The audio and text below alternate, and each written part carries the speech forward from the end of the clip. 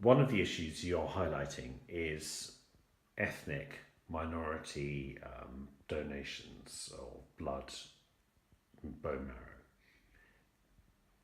Could you talk to us about that aspect? Yeah, complex, I think. I actually don't know the answer. I don't know whether there may be cultural aspects, there may be religious aspects, and then there may be knowledge aspects. People don't know that it is just a mouth swab.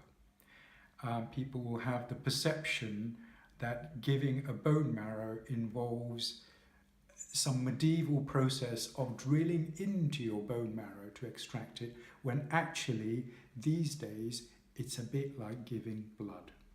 So that's as simple as that. There's no drilling into heads or pelvises or anything like that with a huge trephine.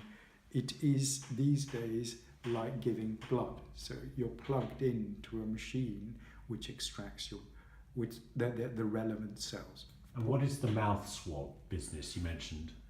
Mouth swab has a copy of your basic genes, and the idea is they compare your genes with the patient and see how closely matched they are.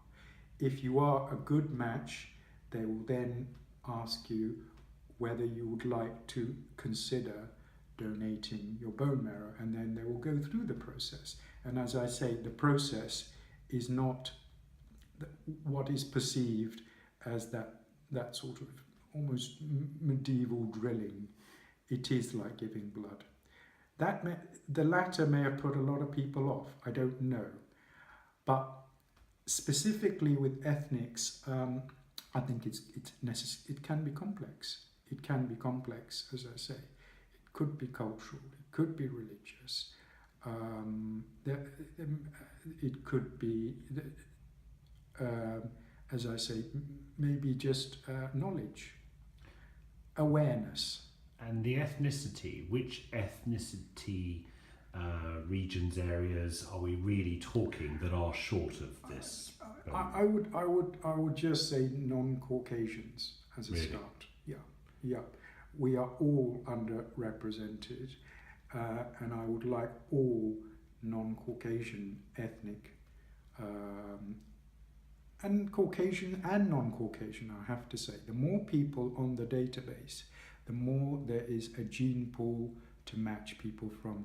There is an increase in mixed race children, for example, and that creates an additional tier, if you like, of maybe a genetic diversity, which again is why I suggest the more people. But I'm focusing a little bit on the non-ethnic because that's particularly underrepresented. And but non-Caucasian equally important, everyone equally important, because as I alluded to, people are having mixed race children, etc. May I ask, do you think people are scared because they don't want their genetic details held on some database and misused by the state? Do you think that factor is coming into it nowadays? I don't know. It may be for some. I don't know. Okay, and is there some confidentiality on for example, the NHS database that prevents this? Of course it is. It's their sample. It's a personal sample. Of course there is. Good. But again, if there is an issue with that, they could discuss it. Just discuss it. And you should go to your doctor for this mouth swab, or where do you go for this? I would direct to the Anthony Nolan website to start with, and the Anthony Nolan Trust website is the trust that deals with blood transplants in particular. Lovely. Thank you very much, Joe.